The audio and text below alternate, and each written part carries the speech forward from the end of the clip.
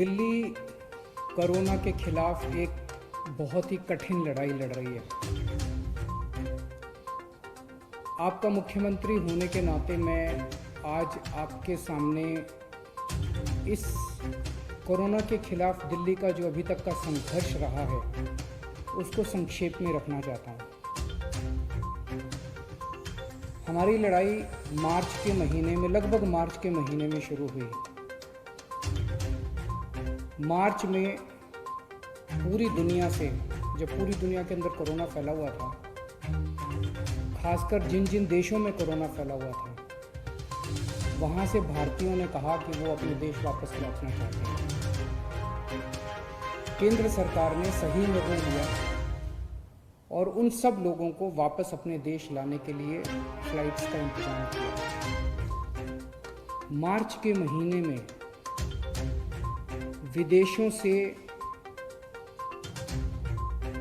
खासकर उन देशों से जहां पर कोरोना ज़्यादा फैला हुआ था, 35,000 लोग दिल्ली आए। इन लोगों को एयरपोर्ट पे स्क्रीन करते थे, देखते थे कि बुखार है क्या। कुछ चंद लोग जिनको बुखार था उन्हें आरएमएल सफदरजंग में भर्ती कराया और बाकी सबको घर भेजा। कुछ लोगों को क्वारंटाइन किया था, लेकिन अमूमन 35,000 लोगों को घर भेज दिया गया। जाहिर है कि ये जितने लोग अपने अपने घर गए उस टाइम, और ये सब उन दिनों कोरोना के बारे में जानकारी कम थी, गाइडलाइंस कम थी, ये सब लोग अपने अपने घर गए और जाहिर है कि एक से दूसरे को, दूसरे तीसरे को कोरोना फैलता गया। उन दिनों में तो टेस्टिंग किट भी अवेलेबल नहीं थी, उन दिनों में तो टेस्टिंग लैब भी नहीं थी, टेस्टिंग भी नहीं हो पाती थी। फिर लॉकडाउन हुआ और लॉकडाउन की वजह से लोग अपने अपने घरों में थे, इसीलिए कोरोना थोड़ा कम फैला। मई के अंतिम हफ्ते में जब लॉकडाउन खुलना चालू हुआ तो उम्मीद थी कि कोरोना थोड़ा फैलेगा, कोरोना थोड़ा बढ़ेगा। 15 मई के आसपास से हम देखते हैं कि दिल्ली के अंदर कोरोना बड़ी तेजी से बढ़ने लगा।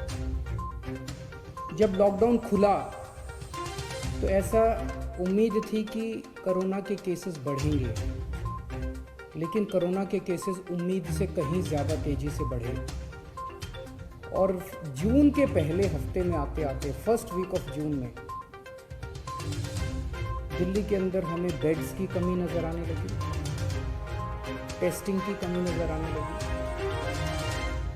और बेड्स की कमी होने की वजह से जब कुछ लोगों को बेड्स नहीं मिल पा रहे थे तो मौत का आंकड़ा भी बढ़ने लगा। तब हमारे पास दो ऑप्शंस थे। एक ऑप्शन था लॉकडाउन दोबारा लगा दिया जाए, हमने बहुत सारे लोग। दूसरा ऑप्शन था कोरोना से लड़ा जाए। जनता से पूछा, जनता का कहना था कि लॉकडाउन कब तक रहेगा, कभी ना कभी तो लॉकडाउन, आज नहीं तो कल, कल नहीं तो परसों, 1 महीने बाद, 2 महीने बाद लॉकडाउन तक खोलना। तो निर्णय लिया गया कि कोरोना से लड़ेंगे, कोरोना से मिल के सामना करेंगे, सारी दिल्ली के लोग मिल के कोरोना का सामना करेंगे, कोरोना से युद्ध करेंगे। और तब ये पूरा प्लान बनाया गया और कोरोना से युद्ध में 5 हथियार तैयार किए गए। पहला हथियार, बेड्स की संख्या बढ़ाई है। हमने देखा कि लोगों को कोई एक अस्पताल से दूसरे अस्पताल में दौड़ रहा है, दूसरे से तीसरे में दौड़ रहा है, बेड्स नहीं मिल रहे हैं, बेड्स की बहुत कमी है। मेरे पास रात रात भर फ़ोन आते थे, मैं रात रात भर जाग के लोगों के लिए बेड्स का इंतजाम करता था। पिछले कुछ दिनों से फ़ोन आने बंद हो गए हैं। पिछले 1 महीने में हमने दिल्ली के अस्पतालों में कोरोना के मरीजों के लिए बहुत बड़े स्तर के ऊपर बेड्स का इंतजाम किया है। हमने सबसे पहला निर्णय लिया कि दिल्ली के सारे बड़े अस्पतालों में कम से कम 40% बेड्स कोरोना के मरीजों के लिए रिजर्व कर दिए। दूसरा बड़ा निर्णय लिया, दिल्ली के कुछ एक चंद बड़े अस्पतालों को, प्राइवेट और सरकारी अस्पतालों को पूरी तरह से कोरोना अस्पताल डिक्लेयर कर दिया गया। तीसरा बड़ा निर्णय लिया, हमने कई होटलों को अस्पतालों के साथ अटैच कर दिया। तो अस्पताल में 100 बेड हैं, लेकिन होटल में 200 बेड और लग गए, तो उस अस्पताल के 300 बेड हो गए। इस तरह से अस्पतालों की कैपेसिटी बढ़ाई हमने।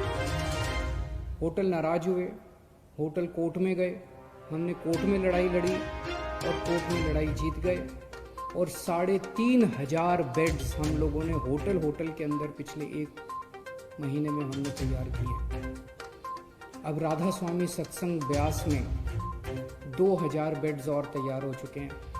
10,000 बेड्स बहुत जल्दी तैयार हो जाएंगे। बुराड़ी अस्पताल जो अभी कंस्ट्रक्शन चल रहा था, उसको टेम्पोरेरी बेसिस पे 450 बेड्स वहाँ तैयार कर दिए। तो पिछले 1 हफ्ते में पहला हथियार हमारा ये था, कोरोना के खिलाफ युद्ध में हमारा पहला हथियार था कि बेड्स की संख्या बहुत बड़े स्तर पर बढ़ा दी। जून के पहले हफ्ते में दिल्ली में अस्पतालों में बेड्स नहीं मिल रहे थे। आज कोरोना के जितने बेड्स हैं, 13,500 बेड्स हैं दिल्ली में, जिसमें से 7,500 बेड खाली पड़े हैं। केवल 6,000 बेड्स ऑक्यूपाइड हैं। अभी बेड्स की फिलहाल कमी नहीं है, प्राइवेट में भी और सरकार में भी। लेकिन हमें हाथ पे हाथ रख के नहीं बैठना। अभी आगे का भी हम इंतजाम कर रहे हैं। और भी बेड्स खाली पड़े रहे बेड्स, लेकिन बाई चांस कल को कोरोना बढ़ गया तो उसकी तैयारी करनी है, इसीलिए और भी खूब बेड्स का हम इंतजाम कर रहे हैं। दूसरा हथियार हमारा था टेस्टिंग एंड आइसोलेशन। जून के पहले हफ्ते में हमने देखा कि लोगों को टेस्टिंग करने के लिए धक्के खाने पड़ रहे थे। कुछ टेस्टिंग लैब्स ने गड़बड़ करनी चालू कर दी। पॉजिटिव को नेगेटिव दिखा देते थे, नेगेटिव को पॉजिटिव दिखा देते थे। उन लैब्स के खिलाफ एक्शन लेना पड़ा और हमने कई सारे कदम उठाए। जून के पहले हफ्ते में जहां डेली 5,000 टेस्ट हो रहे थे, आज दिल्ली में 20,000 टेस्ट डेली हो रहे हैं। देश में लगभग सबसे ज़्यादा टेस्ट डेली दिल्ली में हो रहा है, 20,000 टेस्ट डेली। अब किसी की शिकायत नहीं आ रही है कि टेस्टिंग में दिक्कत है। टेस्टिंग एंड आइसोलेशन, हम टेस्ट करते हैं, खूब टेस्ट कर रहे हैं, जम के टेस्ट कर रहे हैं, गली गली में टेस्ट कर रहे हैं और आइडेंटिफाई करते हैं कौन कोरोना का मरीज है और उसको आइसोलेट करते हैं, कौन कोरोना का मरीज है उसे आइसोलेट करते हैं। बहुत बड़े स्तर पे दिल्ली में चल रहा है और इसके लिए मैं खास तौर से केंद्र सरकार का शुक्रिया अदा करना चाहता हूँ, जिन्होंने हमें रैपिड टेस्टिंग की में मदद की। एंटीजन टेस्ट उन्होंने पहले हमें कुछ किट्स दिए, अब तो हमने 6 लाख किट खुद भी खरीद लिए, लेकिन पहले एंटीजन टेस्ट शुरू करने के किट्स हमें केंद्र सरकार ने दिए, परमिशन दी, हमारा हाथ पकड़ के हमें करना सिखाया। इसके लिए हम केंद्र सरकार के आभारी हैं। तीसरा हमारा हथियार था कोरोना की लड़ाई में, तीसरा हथियार है ऑक्सीमीटर्स एंड ऑक्सीजन कंसंट्रेटर्स।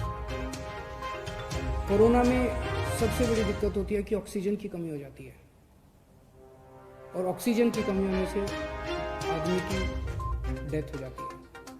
तो हमने जितने लोग घरों के अंदर अपना इलाज करा रहे हैं, सबके घरों में ऑक्सीमीटर भेज दिए। ऑक्सीमीटर होता है, उससे आप अंगूठा डाल के पता कर लेते हो कि आपके अंदर ऑक्सीजन कितनी है। तो हमने सारे पेशेंट्स को बोला, वे घंटे 2 घंटे में अपनी चेकिंग कर लेना, अगर आपकी ऑक्सीजन का लेवल कम हो हमें फ़ोन कर देना, हम आपके घर ऑक्सीजन भेज देंगे और आपको अस्पताल में शिफ्ट कर देंगे। तो ऑक्सीमीटर जो है एक तरह से सुरक्षा कवच का काम कर रहा है अपने कोरोना के मरीजों के लिए। और ऑक्सीजन कॉन्सेंट्रेटर, अगर कोई अस्पताल में आए तो उसको ऑक्सीजन की सिलेंडर की और उसकी कमी नहीं होनी चाहिए। इसीलिए हम कोशिश कर रहे हैं कि सरकार के हर बेड में ऑक्सीजन की व्यवस्था, तो लगभग 4000 ऑक्सीजन कॉन्सेंट्रेटर खरीदे हैं। ऑक्सीजन कॉन्सेंट्रेटर होते हैं जिससे आपको ऑक्सीजन मिल सकती है। तो हम कोशिश है कि दिल्ली सरकार के हर अस्पताल के हर बेड के ऊपर आपको आज ऑक्सीजन मुहैया कराने की कोशिश की जा रही है।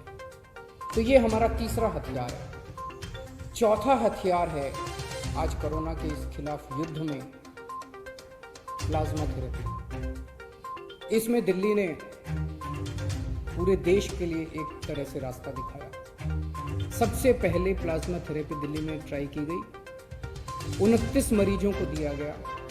29 मरीजों के ऊपर ट्रायल काफ़ी सक्सेसफुल रहा। उसके नतीजे हम लोगों ने केंद्र सरकार को ड्रग कंट्रोलर ऑफ इंडिया को दिए, और drug and controller of India ने उसके बाद फिर दिल्ली सरकार के अस्पतालों में भी और अन्य प्राइवेट और केंद्र सरकार के अस्पतालों के लिए भी मंजूरी देनी चालू की है प्लाज्मा थेरेपी से। अब प्लाज्मा थेरेपी जो है वो कई लोग इस्तेमाल कर रहे हैं। जो पेशेंट बहुत सीरियस हो जाते हैं, वेंटिलेटर पे चले जाते हैं या मल्टी ऑर्गन फेलियर हो जाता है, उनके ऊपर तो प्लाज्मा थेरेपी ज़्यादा काम नहीं करती, लेकिन मॉडरेट पेशेंट्स को की हालत को और ख़राब होने से बचाती है प्लाज्मा थेरेपी। तो ये प्लाज्मा थेरेपी हमारा चौथा हथियार है। और पांचवा हथियार है सर्वे एंड स्क्रीनिंग। आज से दिल्ली के अंदर सेरोलॉजिकल सर्वे शुरू हो रहा है। 20,000 लोगों का सेरोलॉजिकल सर्वे होगा। घर घर के अंदर जाके सेरोलॉजिकल सर्वे कर रहे हैं, जिससे पता चलेगा कि दिल्ली में किस लेवल पे कोरोना फैला हुआ है। इस तरह के और भी खूब सर्वे और स्क्रीनिंग चलते रहेंगे। तो ये 5 हथियार हमारे हैं कोरोना के खिलाफ। हम खास तौर से केंद्र सरकार का शुक्रिया अदा करना चाहते हैं, जिन्होंने इस लड़ाई में हमें कदम कदम पे सहयोग दिया। हम मीडिया का शुक्रिया अदा करना चाहते हैं, जिन्होंने हमारी समय समय पे कमियां बताई, गलतियां बताई, ताकि हमें मौका मिला उनको सुधार करने का। बहुत सारी समाज सेवी संस्थाएं हैं जो हमें इस पूरी मुहिम के अंदर दिल्ली वालों की मदद कर रही हैं। जीत निश्चित है, लेकिन जीत कब होगी ये नहीं कह सकते। कोरोना हारेगा, दिल्ली जीतेगी, और ये 5 हथियार खूब कारगर साबित हो रहे हैं। बहुत बहुत शुक्रिया।